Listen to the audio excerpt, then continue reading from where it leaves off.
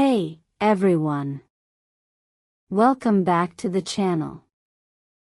I'm Nora, and today I'm sharing a story that turned my world upside down, broke my heart into 1,000 pieces, and ultimately showed me who I'm meant to be. This is a tale of falling in love with someone who felt like a warm Lowcountry breeze, uncovering a secret that shattered everything, and finding my way back to myself through the pain. If you've ever loved someone who seemed like your forever, only to have it unravel with a single lie, or if you've rebuilt yourself stronger than before, this one's for you.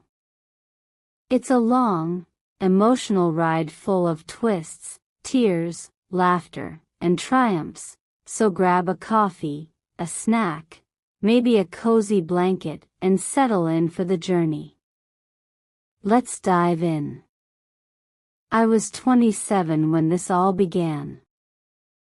I'd been living in Charleston, South Carolina, for a few years, working as a freelance food photographer for local restaurants and magazines. My apartment was a charming studio in the French Quarter. Think exposed brick walls, a tiny kitchen overflowing with cookbooks, and a balcony overlooking cobblestone streets lined with palmetto trees. Life was vibrant, shooting shrimp and grits at Lowcountry eateries, biking past pastel-colored houses, editing photos late into the night with the sound of church bells drifting through my window. I loved Charleston's soul, its history, its food, its southern charm, but I was lonely. Dating here was a mix of polite small talk and fleeting bar meetups, never anything deep. I wanted a connection that felt like a sultry summer night, warm, soulful, real. It all started one balmy spring evening at a food festival on King Street. I was there for work, photographing stalls of fried green tomatoes, she crab soup, and Lowcountry boil, weaving through crowds with my camera, capturing the energy of the moment. That's when I met him, Miles. He was a chef, running a booth for his family's seafood restaurant, his dark hair tied back, wearing a crisp white apron that glowed under the festival lights.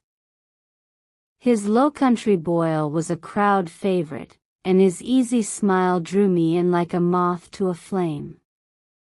I snapped a photo of him tossing shrimp, and he caught me, grinning.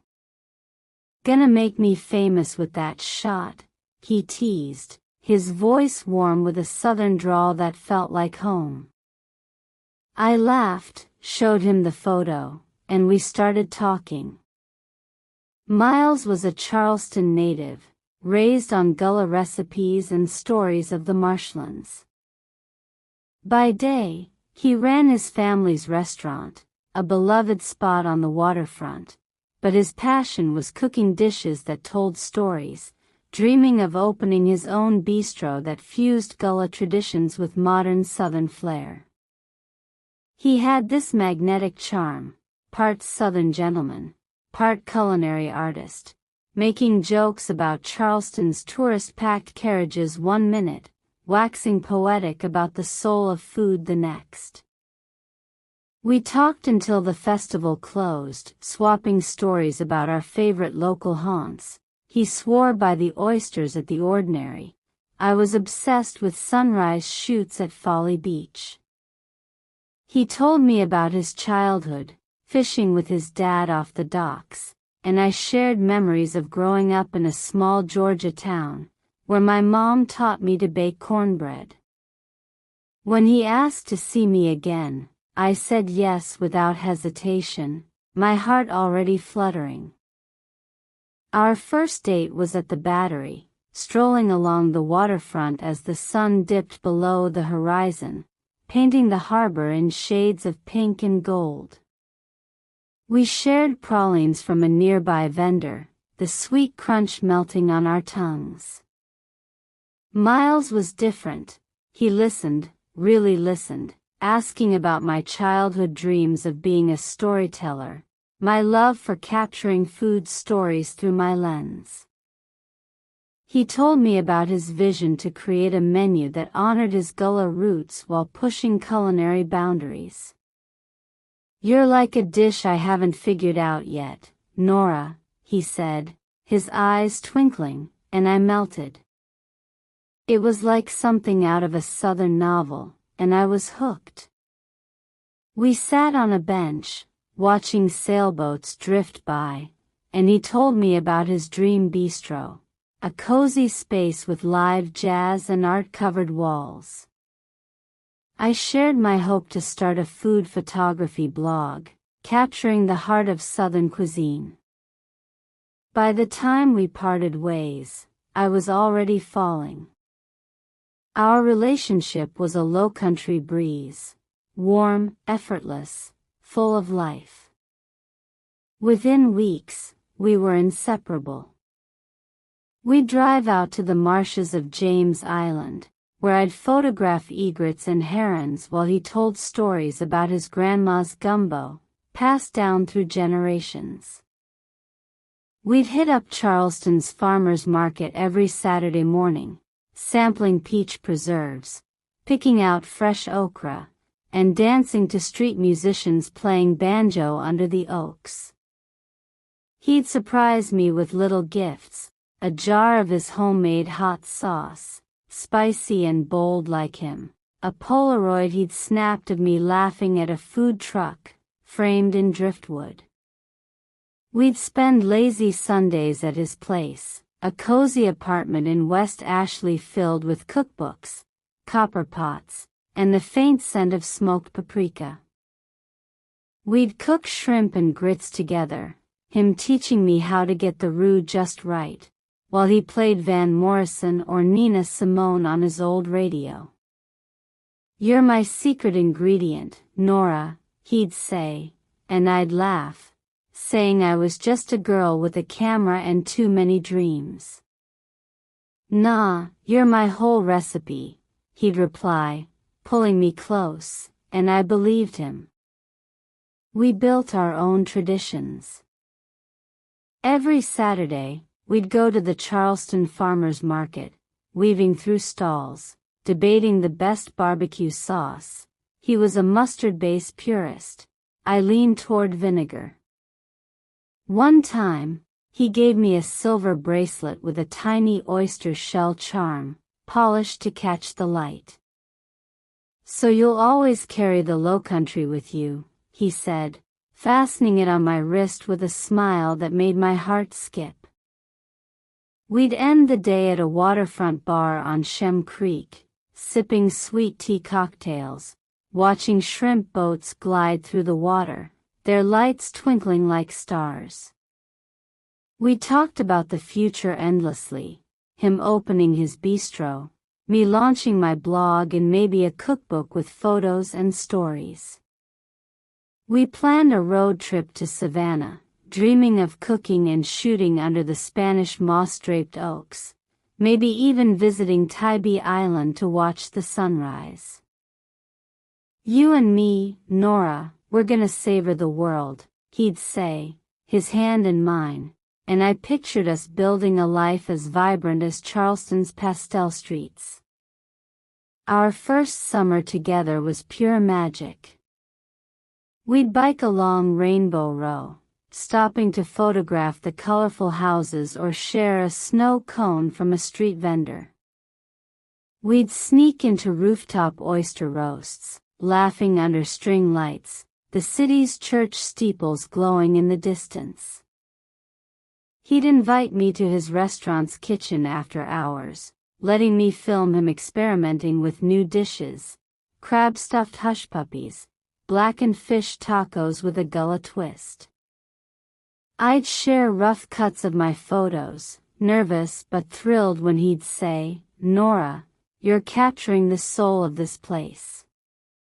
We celebrated my 28th birthday at a jazz club downtown, where he surprised me with a cake he'd made himself, pecan pie layered with bourbon whipped cream. The crowd cheered, and I felt like the luckiest girl in the South. But around the 11-month mark, the breeze turned chilly. Miles started acting distant. He'd go silent for days, blaming restaurant chaos or family issues with his parents, who lived on John's Island. He'd cancel plans, like a weekend at a beach house on Sullivan's Island, saying he had a last-minute catering gig or a supplier emergency. I tried to be supportive. Running a restaurant is intense, right? But my gut was screaming something wasn't right. He'd leave his phone face down, get defensive when I asked about his day, his usual warmth replaced with a guarded edge. My best friend, Quinn, noticed it too.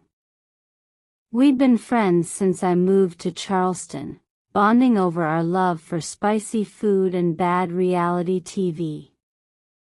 "Nora, something's off," she said over coffee at Kudu, her eyes narrowing.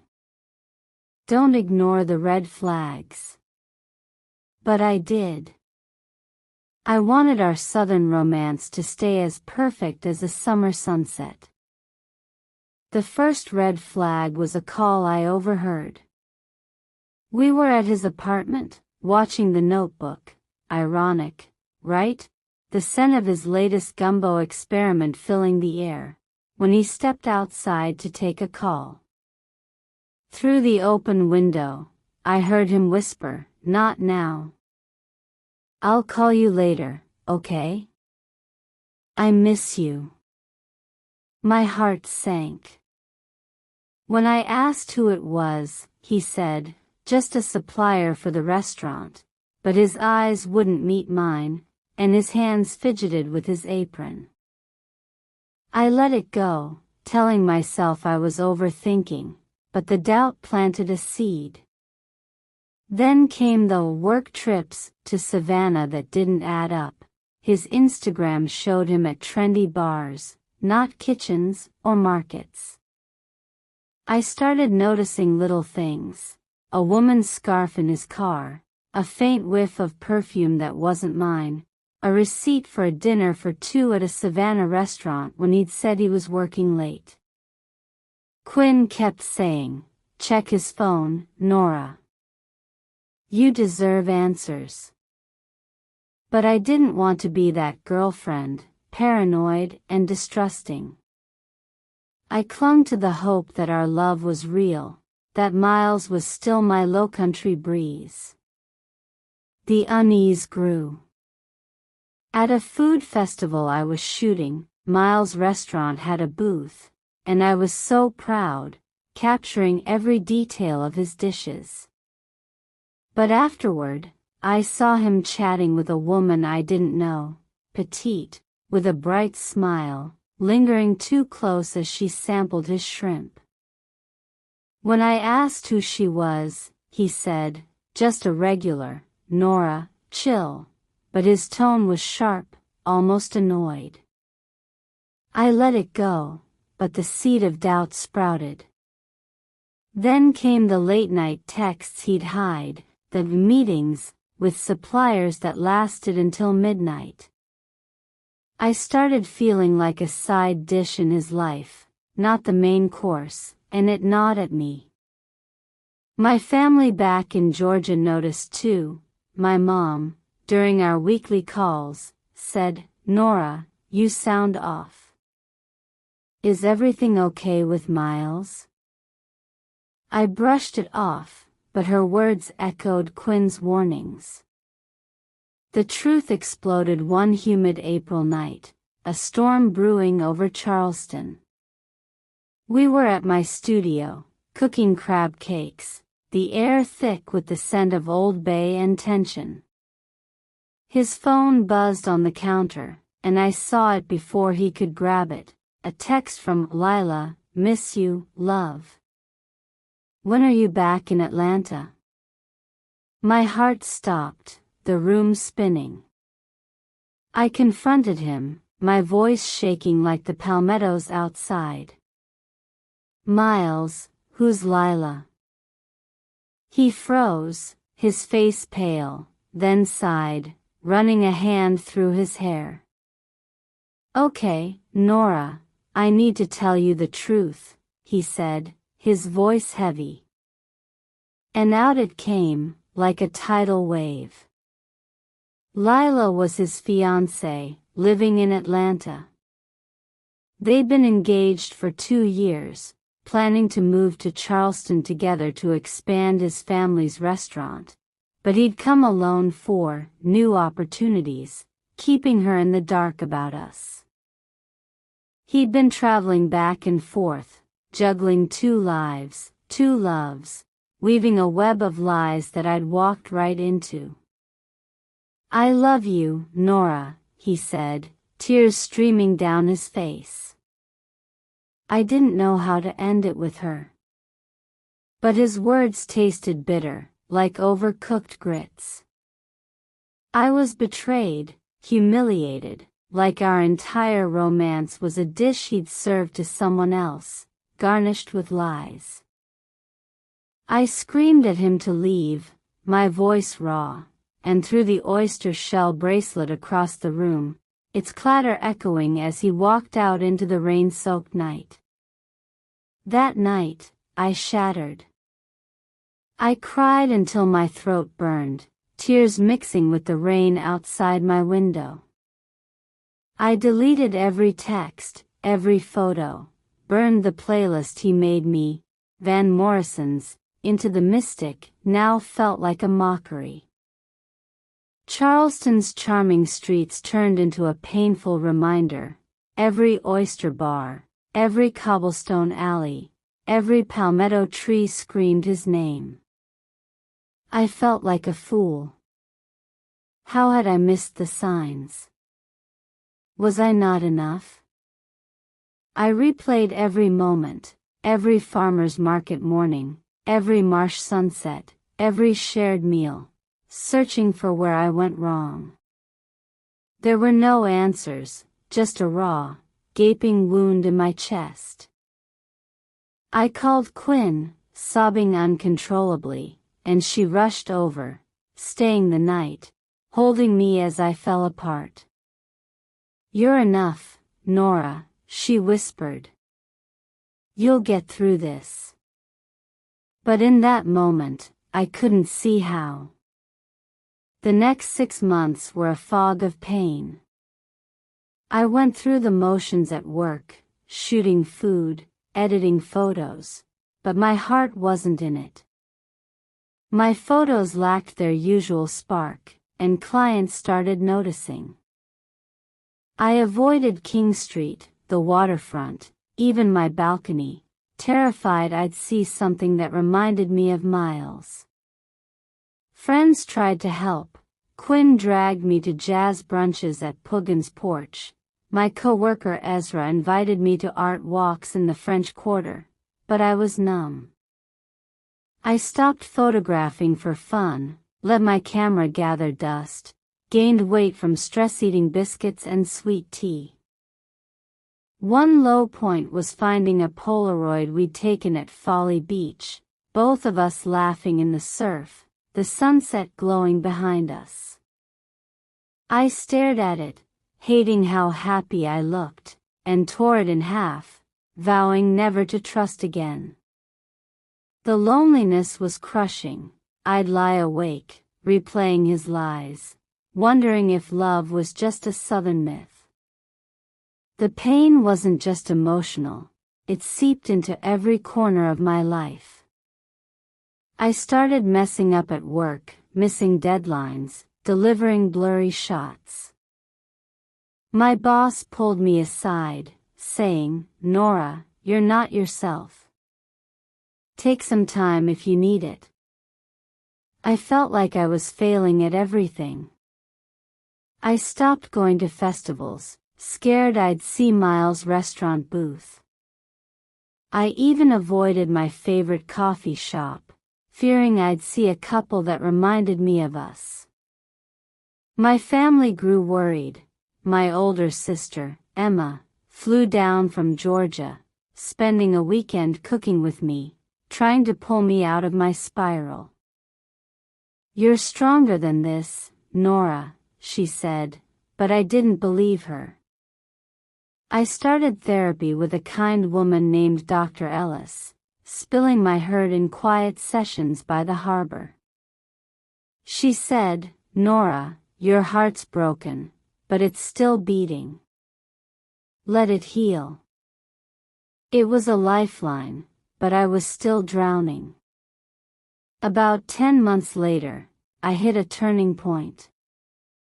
I was at a cafe on Meeting Street, staring at a blank notebook, feeling like a shadow of myself, when I saw a flyer for a pottery workshop at a local art studio. On a whim, I signed up, desperate for anything to shake me out of my rut. The first class was a disaster, clay splattered everywhere, my bowl collapsing into a lumpy mess.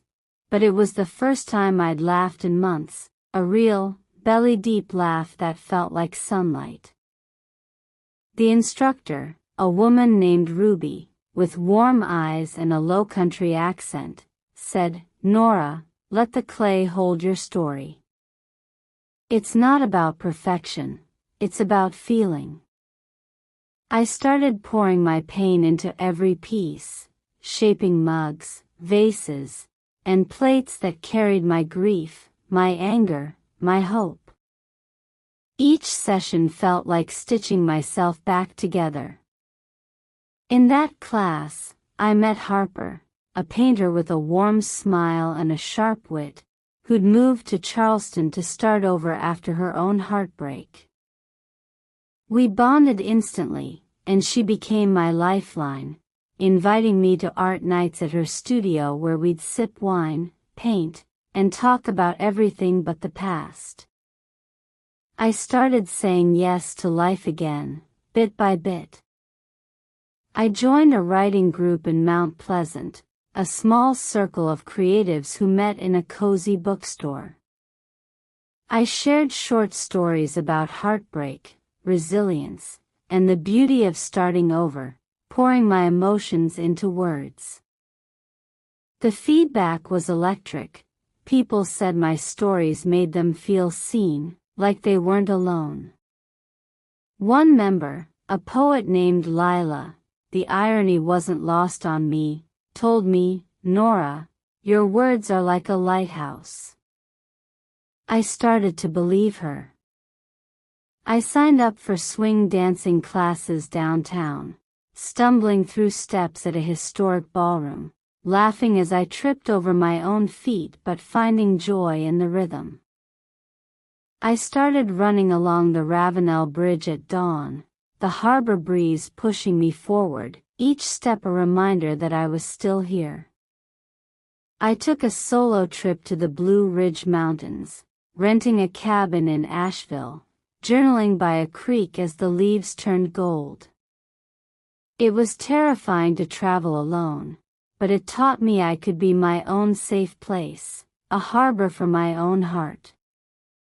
New people entered my life, slowly filling the void. At a photography meetup in North Charleston, I met Theo, a food blogger with a quick laugh and a passion for storytelling through visuals. We started collaborating on a photo series about Charleston's culinary scene, gullah dishes, oyster roasts, hidden diners tucked behind palmetto trees. It wasn't romantic, but it was real, reigniting my love for photography. Theo introduced me to his friend Maya, a chef who ran a pop-up supper club, and we bonded over our shared love of Lowcountry flavors. I volunteered at a local animal shelter, spending weekends walking dogs and falling in love with a scruffy mutt named Marsh, with soulful eyes and a lopsided grin. I adopted him, and he became my shadow, curling up beside me as I edited photos or journaled late into the night. I tried kayaking on the Ashley River, flipping over a dozen times in the murky water but laughing through every splash, feeling alive again. My creativity roared back, like a tide returning to the shore. I revived my camera, shooting Charleston's vibrant colors, pastel houses on Rainbow Row, golden marshes at sunset, cobblestone streets slick with rain. I started a blog, sharing my photos alongside stories of heartbreak and healing, blending recipes with reflections on finding yourself. To my surprise, it grew fast. Readers emailed me, saying my vulnerability gave them hope, that my images captured the soul of the South.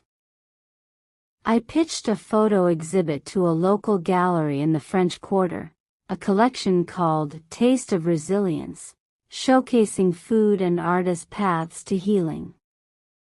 They loved it, and the opening night was a whirlwind.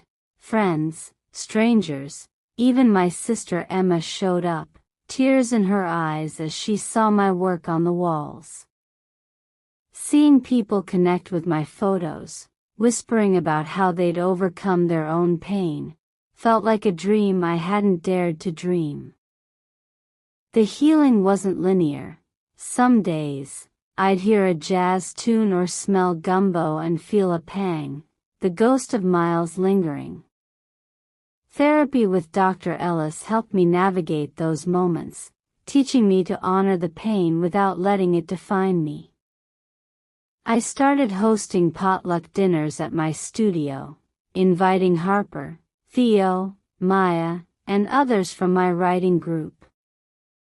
We'd cook together, collard greens, cornbread, shrimp étouffée, sharing stories and laughter, building a chosen family. I took more solo trips, each one a step toward reclaiming myself.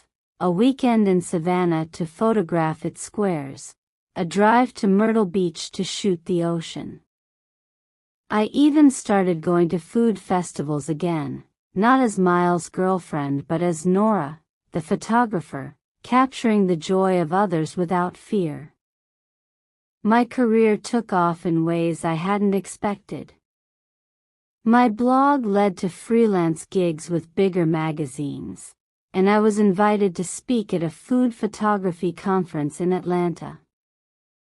Standing on that stage, sharing my journey from heartbreak to healing, I felt like I was finally living my truth. I started a YouTube channel, posting vlogs about my photography, recipes, and personal stories of rediscovery. The response was overwhelming. Viewers from across the country shared their own tales of betrayal and resilience, creating a community that felt like a warm hug. One video, where I talked about turning pain into art while shaping a clay bowl, went viral, with comments like, "This gave me hope to keep going." I cried reading them, realizing I wasn't alone either. For years later, I ran into Miles at a food festival on King Street, the same place we'd met. He looked worn, his apron faded, his dreams of a bistro still just dreams. He told me Lila had left him, that his family's restaurant was struggling. "I lost the best thing, Nora," he said, his voice heavy with regret. I waited for the old ache, the spark that used to light me up. Nothing. "I'm good, Miles," I said, smiling softly. I found my own flavor. I walked away, the festival lights glowing behind me, the scent of fried green tomatoes in the air, feeling lighter than ever. Now, I'm 31, living my truth. My photo exhibits touring the South, my YouTube channel's growing, and I'm planning a trip to Italy to shoot its cuisine and learn pasta making. I date when it feels right, but I know my worth doesn't depend on anyone else. Love's not a perfect dish. It's messy, real, and possible when you're whole. Charleston's still my home.